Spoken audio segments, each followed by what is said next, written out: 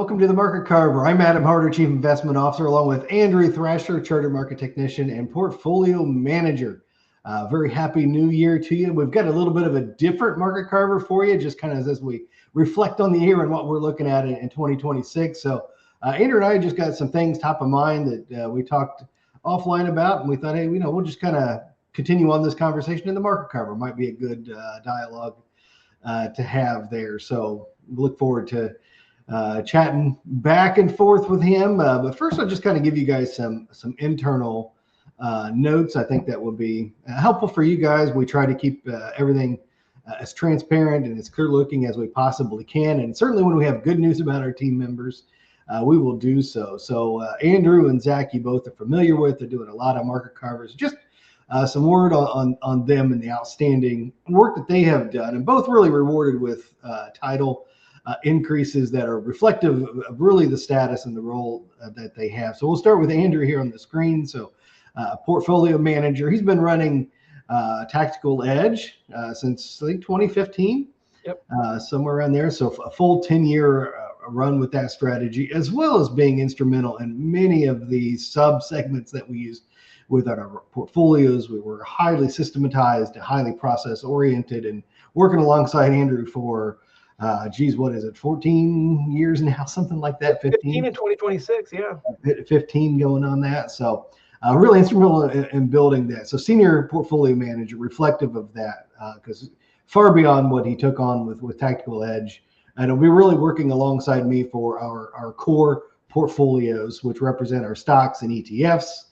And then that points the way towards Zach, who is going to be upgraded to portfolio manager on the Core Plus side. So Core is where we really hold a lot of our individual stocks and ETFs. And then inside of Core Plus are a lot of alternatives, which has got a lot of our dialogue and our focus just because it was something new in terms of the portfolios. But Zach's passion really lies in that and in putting together not just a smattering of holdings with there, but really well thought out allocations according to your risk preferences, your liquidity preferences. So he's in charge of putting those portfolios together. So congratulations to both of those, really deserving of upgraded status there. And I thoroughly enjoy the work that they do and appreciate them. So I wanted to just give that well-earned kudos, and then we'll kind of turn to the market. So Andrew, if there's anything you wanted to add there, things you're looking forward to stepping into that role, that's fine. If not, we can kind of go into the markets. No, for anyone that's watched the Market Carver knows me, I'm much more comfortable discussing the markets than accolades. So I'm happy to jump into 2026. I appreciate the kind words, and it's been a pleasure working at FEG this long, and looking forward to the next 15 years and in the next 15 years, and just continue to see the firm grow and the success we're able to have with families, and continue to always be humbled that we get to work with so many great families and help them on their own financial journey using kind of the gifts and talents that God's given us. So it's an honor, and looking forward to a new year. Yeah, very good. And Andrew really personifies the staying humble, hungry, and never satisfied. Those words very much personify everything that he's demonstrated and are key to that next 15 years. So with that said, we'll just kind of toss it around, and I'll just kind of open it over to you, Andrew. So what are some of the main big themes, things that you want to be looking forward and going into next year?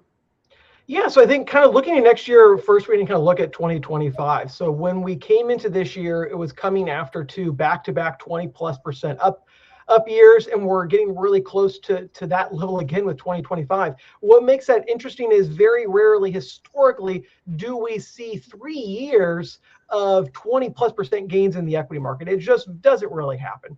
And I think that one tells us two different lessons. One, statistics, not everything is average. Average returns, you never get the actual average. It's always the extremes that get us there. And so we can't always bank on just because something hasn't happened or something always happens after XYZ that we're going to follow that paradigm. We saw it similarly on an economic perspective when we talked a lot about this in the Market Carver, everyone was expecting a recession not too long ago, and it didn't come. And so we can't always just trust off what expectations are or market fund stats, but really watch the data and watch where price and valuations and cash flow and things like that are moving. So I think this year was kind of a surprise in that regard, that we saw so much strength. We saw really kind of two down periods, the one big one in April, where the market saw a double-digit decline, and then we had a smaller 5% pullback a couple months ago. But besides that, volatility was fairly muted. We continue to see the AI stocks drive things higher. We also saw international markets begin to strengthen in different variations for different time periods. But that's something that was new, and we're encouraged by it. Hopefully we can see that continue. But to answer your question, looking at 2026, one thing that I'm watching is are we ever going to see small caps improve again?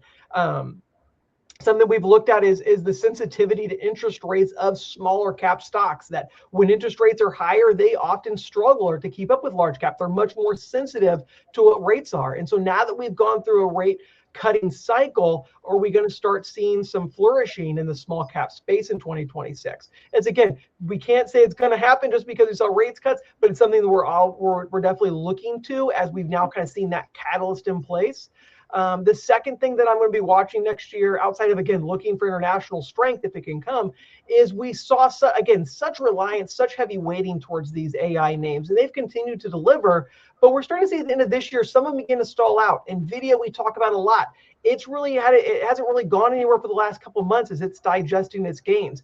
Are we going to see a continued catalyst in the AI space, or has there been kind of a quote unquote front running of expectations that got priced into this year, and we really need to start seeing some of the numbers get produced and the outcomes really show up on the balance sheets of the fruit from all that expectation of AI in 2026. So again, there's huge expectations there. It's delivered, as we saw this year, quite a bit, as we saw expectations meet and actually exceeded, and why we saw kind of some of the stock gains that we did. But really, will that be able to continue in 2026? Do we see rotations to other parts of the market?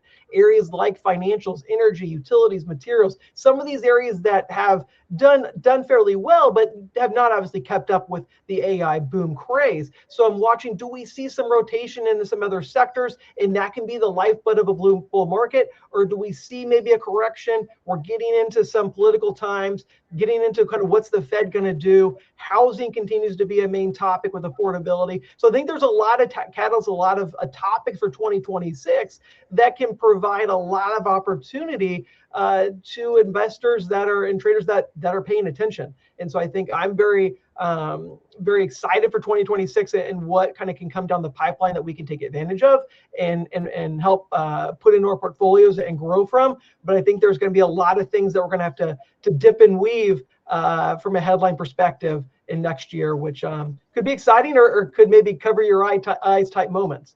What about you, Adam? What are you kind of looking at for next year? I think I hear. You gotta take all. Yeah. No, I think you hit on several things. Maybe I just kind of dash some sprinkles on some of the things that you said. On the international theme, I think really one thing that could shed some light on that, and this is in no way prediction, but one I think dynamic is that really the dollar got a lot of attention for being weak early in the year, but has really just been sideways since the spring. And going into next year, one thing is clear is that the rest of the world, interest rates are on their way up. And here in the U.S., there's still the body of the people at the Fed pushing towards rates down. So that is, a dichotomy you don't usually see, and I think lends itself to the possibility that we see another down leg in the dollar. I mean, people hear that as a negative, and I'm not sure why that is there, because that can mean so many positives for so many different things. So that would clearly be a positive for international. Don't know if that'll happen, but we've certainly seen the dollar not do a whole lot of anything. But when you have interest rates going different directions, that lends itself towards capital going to where the higher rates are. So we'll see if that follows through. I think that would be on balance a healthy thing. And it would really help the trade wars that we see. It would facilitate a lot of the things that are trying to happen. Anyways, it also means something to commodities. But that's a very interesting thing to me, as we've hit a couple of times here lately, is depending on what index you look at, commodities moving to new highs. Coming out of COVID, there was a big, powerful surge in them.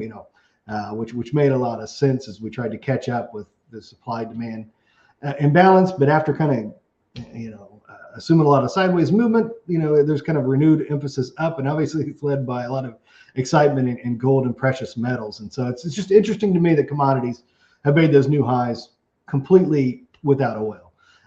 So whether or not we can get oilage on that could make that an interesting area, which you kind of alluded to on the resource side. So those are two of the little sprinkles I would throw onto your pile there. So we're going on in about 11 minutes here, so we don't want to take everybody's time. I think those that really hit the main highlights, and the AI, and whether or not we see productivity, it really needs to start happening in 2026, and I think it very well might. But that would really wrap up the last of what I would say. So, after having a chance to really think about it, any last words or things you would want to put on that? No, just continue to try to be as positive as we can towards 2026. Like I said, there can be a lot of things that we're going to need to kind of get through. But there's like you said, productivity could improve. We could see that there's still a lot of positive catalysts and things that can be a positive for the next year. And definitely, if we can start seeing some broadening out to places like the areas you talked about, international commodities, I think that those also can be positive catalysts as well. So 2026 can be a great year. It very much depends on the angle that you're looking at it from. But looking forward to it as we close out to a pretty good 2025 and see what 2026 brings. Yeah. Well, very good. We will let it there. Thank you, as always, Andrew, for your excellent words, and we'll look to leaning on them even heavier going into 2026. So thank you to all of you. We truly do appreciate the opportunity to be of service all throughout the year, and we wish you all a very happy new year. And if we can be of service in any way as we turn the page, please don't hesitate to reach out, 800-928-4001, or scan the QR code and do so electronically. Thanks, and have a great weekend.